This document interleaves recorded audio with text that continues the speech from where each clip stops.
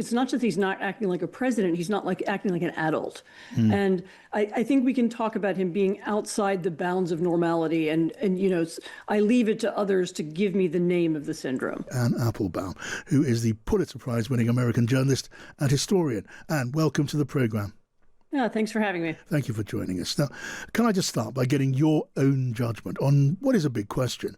Now, apart from being very rude and clearly as willing to insult America's friends as its adversaries, and maybe more willing, President Trump's supporters, Anne, insist that he's playing a game of global chess the whole time.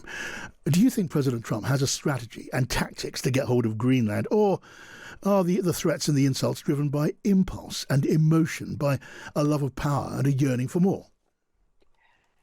Since he became president the first time, and even more since he became president the second time, pundits, commentators, world leaders, armchair philosophers have tried to name what is Trump's foreign policy, what is his strategy. They use isolationism, neo-imperialism, all kinds of other isms. I think it's an enormous waste of time. Trump is not interested in strategy. He doesn't think long term. He doesn't think globally. He doesn't think about how what he does in one sphere affects people in another sphere. Yeah. There is no pattern to what he does. What he has are his obsessions. He was obsessed with tariffs, actually, for most of his life.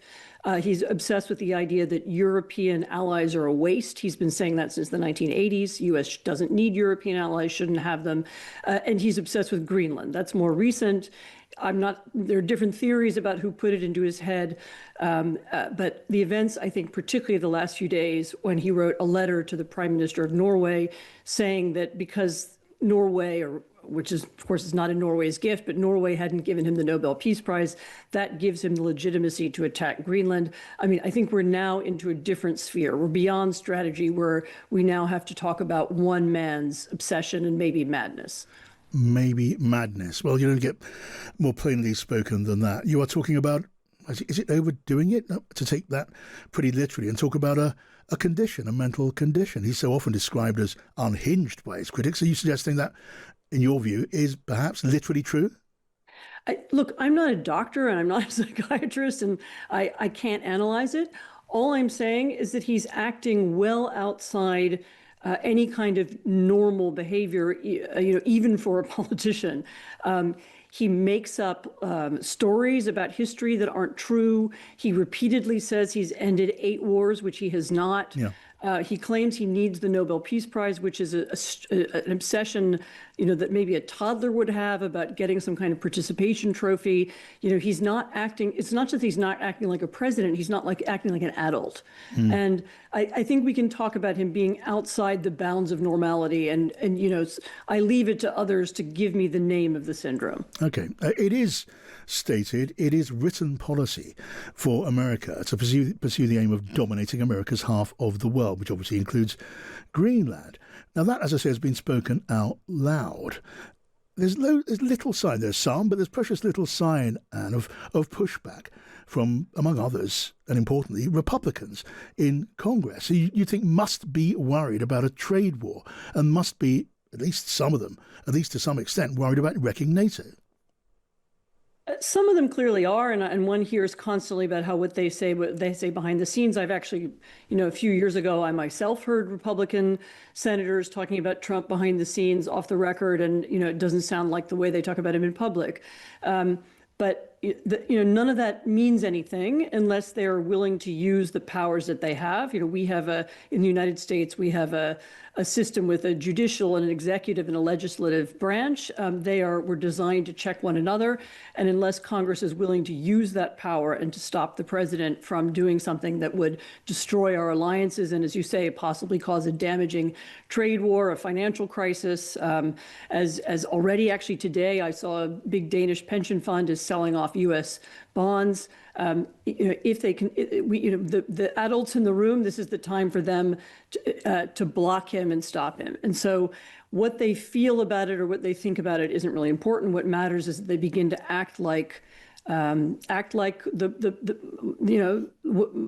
congressmen and the senators that they were elected to be. Okay, so that is a view, and I presume you wait for that moment to take shape.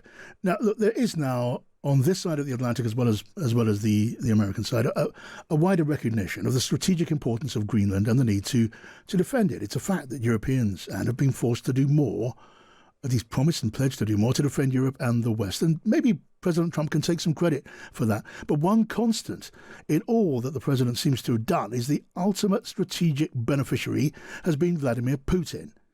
How can you explain that? So people have been trying to explain this for more than a decade, and I'm not going to go down the various winding paths. I mean, it's my view that there are two important things. One is that Trump fundamentally sympathizes with Putin, as he sympathizes in some ways with Xi Jinping even. He likes the idea of somebody who rules without checks and balances, without an opposition, without critical media. He envies that. He would like to be like that. He's also somebody whose entire business career, he was wrapped up with Russians and Russian money, real estate in New York in the 1990s and 2000s. Quite a lot of investment, especially through anonymous companies, came from Russia. And he seems to be grateful for that and appreciative of that. I don't have the full answer. I mean, it's very, very important, though, to note that even right now, as we're having this crazy argument about Greenland, and as allegedly because of supposed Russian threats to Greenland, which seem to be non-existent, right now there is a very bloody, brutal war going on in Ukraine. The Russians have been bombing Kiev over the last several days. They've taken out most of the city's power plants, and now they're trying to hit water and other infrastructure. And that doesn't seem to bother President Trump at all. And that's actually a real war. It's damaging real people. It has real consequences for European security right now. And instead, we're talking about Greenland, which maybe theoretically could be a problem many years from now. So, I mean, I think we're, the redirection of attention right at this crucial moment in that war is a tragedy. Yeah, now, maybe just a subjective thought from you on this question. I've been reporting politics for north of 40 years under successive prime ministers and watched their relationship with successive presidents of the United States. I never, ever imagined I would be hearing and reporting European allies of the USA describing an American president as a blackmailer, still less acting like a mafia boss.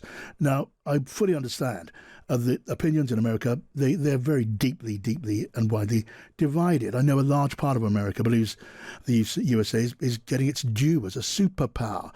But to hear accusations of blackmail and mafiosi tactics levelled at the White House, that must be a very difficult experience for many, many Americans, and not just the committed political opponents of the president. I think it is, to the extent that people do hear them. Remember that we live, as in Britain, Americans also live in this very divided media landscape where they hear some things but not others. And I'm sure there's a large percentage of Americans, for example, who don't know that Donald Trump wrote a text to the Prime Minister of Norway a couple of days ago saying that because Norway hadn't given him the Nobel Prize, he would threaten to invade Greenland. I mean, that seems very shocking to many people, but many people just don't know it. But yes, I do think that Americans like the idea of alliances. All the polling shows they like alliances. They consider Britain their ally. They want to remain friends with Britain. They consider Denmark their ally. A very, very large percentage, I mean, depending on how you ask the question, it's 70 or 80% of Americans are against any kind of occupation of Greenland. I saw one poll in which when you asked directly about military action, only 4% of Americans are in favor. So that's 96% against. So none of this is popular at all. And that's actually another important thing. I just, before speaking to you, I was speaking to a Danish journalist, and I reminded the Danes that it's useful to speak to the American people because they don't like this either. This is it is fascinating to get that insight among many. Just lastly, I'm going to be talking later in the programme about the so-called Board of Peace, which was, of course, originally proposed to oversee Gaza as a key part of the programme towards peace. Now, it seems to be on a Donald Trump team plan about addressing crises across the world, involving 60 leaders, including Vladimir Putin, and members required to pay $1 billion in cash for membership, and Donald Trump installed as chairman for life. It looks like President Trump's dream of a new world order. Just give me your thoughts on it and its prospects.